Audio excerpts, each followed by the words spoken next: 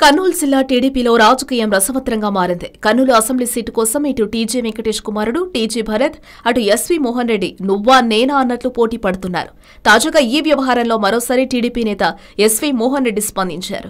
రాబోయే అసెంబ్లీ ఎన్నికల్లో Kurnool assembly ticket తనకే వస్తుందని ఎస్వీ మోహన్ రెడ్డి ధీమా వ్యక్తం చేశారు.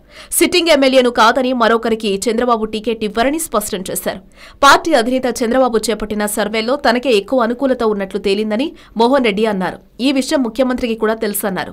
కర్నూలు నియోజకవర్గంలో పార్టీ కార్యక్రమాలన్నీ తన ఆధ్వర్యంలోనే సాగుతున్న విషయాన్ని ఆయన గుర్తు చేశారు.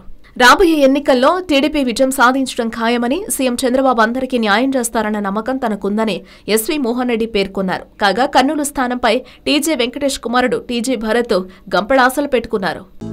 హలో, మిమ్మల్నే యోయో టీవీ యాప్ డౌన్లోడ్ చేసుకున్నారా? ఇంకా లేదా? మీ యాప్ స్టోర్కి వెళ్ళి వెంటనే డౌన్లోడ్ చేసుకోండి.